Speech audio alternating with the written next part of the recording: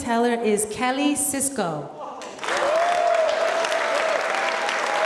Kelly Sisco.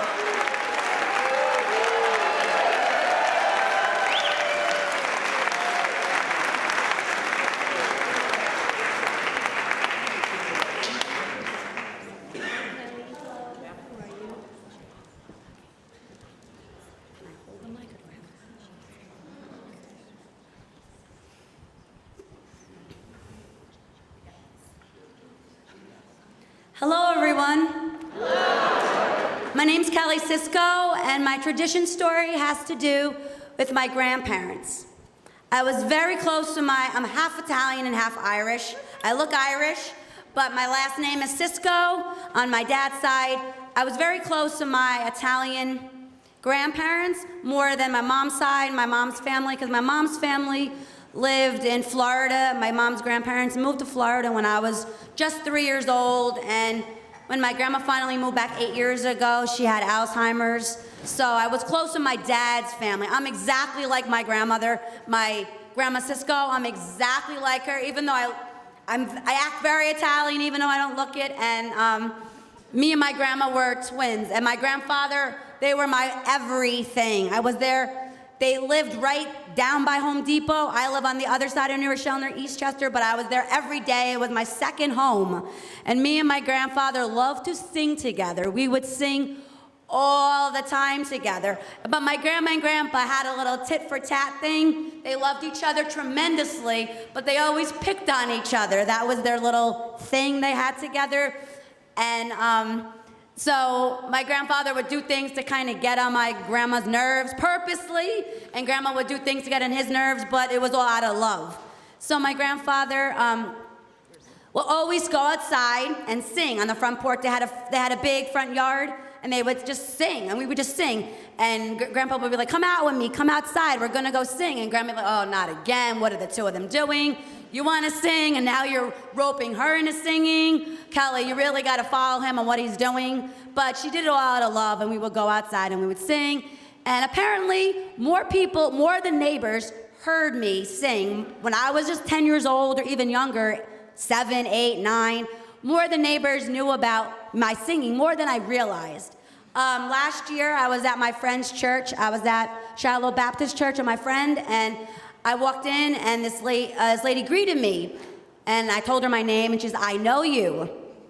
I know your grandmother, Eleanor and Bud Sisco. I know your grandparents." And I didn't remember her. I said, "What house was yours?" Because this neighborhood was mostly a white neighborhood, and there was one black family across the street. But apparently, there was another black family diagonally across the street, because that was her. This lady remembered me, and she's like, "You and Grandpa would sing all the time." I'm 29 now. She's like, "I remember you 30 years ago when you were only 9 years old and you were singing with Grandpa." So what me and Grandpa did, our tradition of singing, carried on, and people 30 years later still remembered it. People I didn't know knew about it. But then, talk about my grandpa and singing. My dad said to Grandpa, "You're getting older. What is your bucket list? What is your wish, your dying wish?" And Grandma said, "You're really gonna grant your father his dying wish?" And Dad said, "Well, let's see what it is. Let's see if I could do it."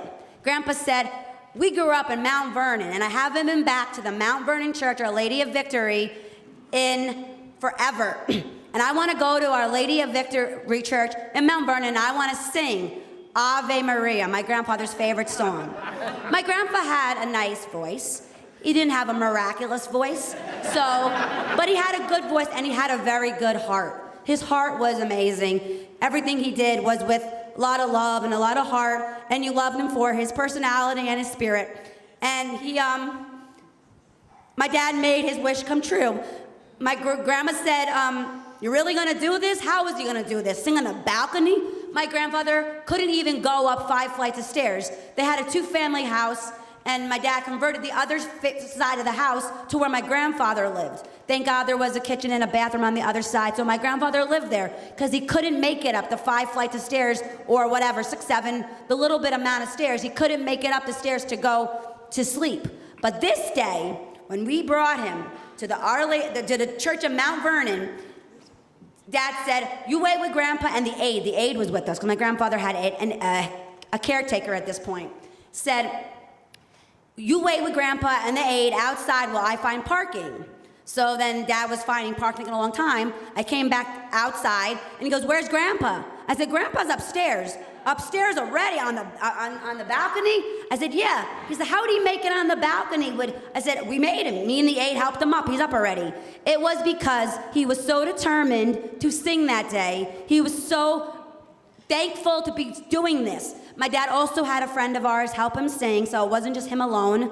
But he was so grateful and wanted to do this so bad, and it brought tears to his eyes that he was able to do this, that he got up those stairs faster than ever, that he can never, on a normal day, he wouldn't be able to get up those steps.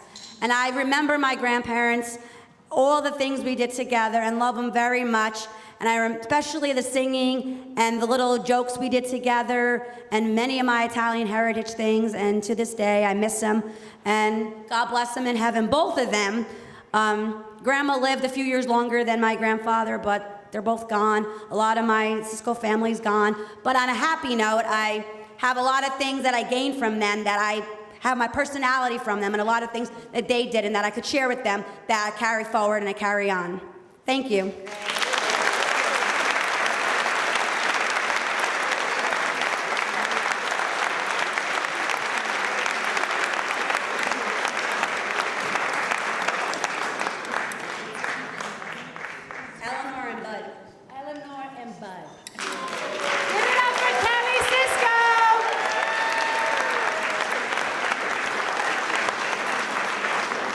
Sing a little bit. I'm not gonna sing now, because that's not my main gift. I sing in my head. Okay. Tell us about a time you broke the mold.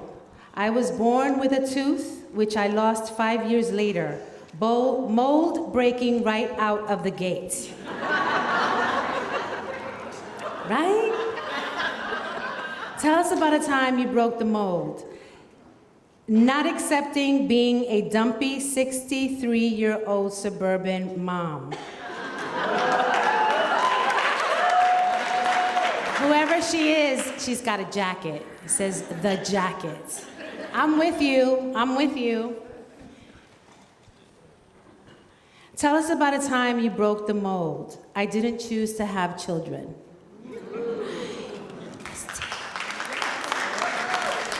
And now we're going to judge Kelly's story. I am going to start with